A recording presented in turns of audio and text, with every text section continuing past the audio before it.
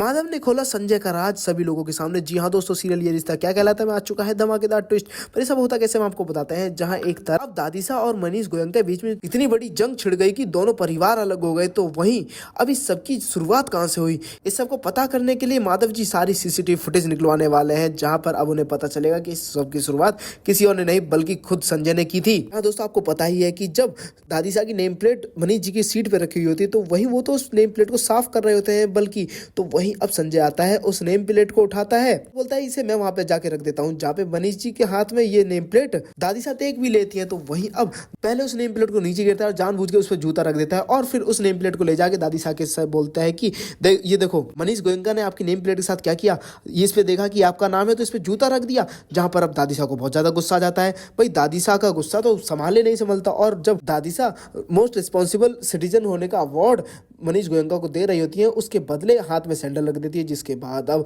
मनीष जी बोलते हैं कि ये क्या बदतमीजी है। तो उसके बाद क्या था, उसके बाद दोनों परिवार वालों के चिट्ठे पिट्टे खुलने शुरू हो जाते हैं, जहां मनीष जी आरोप लगाना शुरू करते हैं कावेरी जी पे। तो वहीं कावेरी जी कहाँ पीछे रहने वाली, दादीसा तो बढ़ चढ़कर आरोप लगाना शुरू करती है। तो वहीं संजय फोन करके अरमान और अवीरा को बुला लेता है, क्योंकि अरमान और अवीरा के बगैर तो संजय का शो अधूरा रहता है हमेशा। क्योंकि अगर दोनों परिवारों के बीच अगर झगड़ा होता है तो इसके बीच में कौन पिसेंगे, अरमान और अवीरा। तो इसीलिए वो संजय अरमान और अवीरा को फोन करके बुलाता है, जहाँ पे अरमान और अवीरा आ जाते हैं। तो वहीं दादीसा अवीरा के बारे में उल्टा सीधा बोल रही होती है और बोलती है कि जब वो माँ भी नहीं बन सकती उसके बाद भी हमने उसे एक्सेप्ट किया। ऐसा कौन सा परिवार है कि जो एक ऐसी लड़की को अपना बहू बनाने को तैयार है जो उस घर को वंश ही नहीं दे सकती। तो वहीं दूसरी तरफ अब अवीरा कहाँ पीछे रहने वाली, अवीरा बोलती है कि दादीसा बस मैं जब भी सोचती हूँ कि आप एक अच्छी इंसान है तभी आप अपनी 100 साल पुराने एक पिटारे में से एक ऐसी बात निकाल के देती हो जिसके बाद मुझे विश्वास ही नहीं होता कि आप में एक इंसानियत है भी या नहीं। फिर क्या था, फिर अरमान और अवीरा आमने सामने आ जाते हैं, जहां पर अब जब मनीष गोयनका हाथ बढ़ा के आगे उंगली कर रहा होता है दादीसा के ऊपर, तभी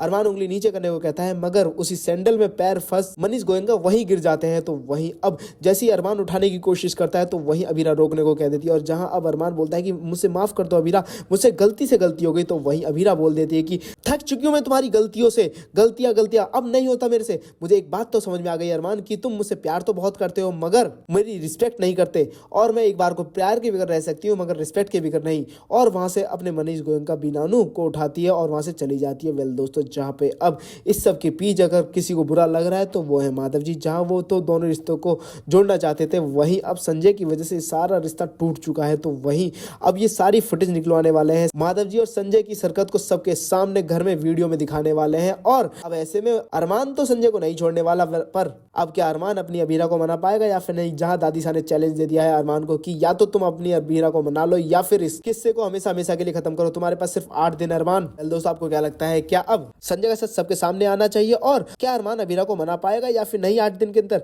हमें कमेंट करके जो बताएं। साथ ही से लेटेस्ट अपडेट के लिए सब्सक्राइब करना ना भूलें।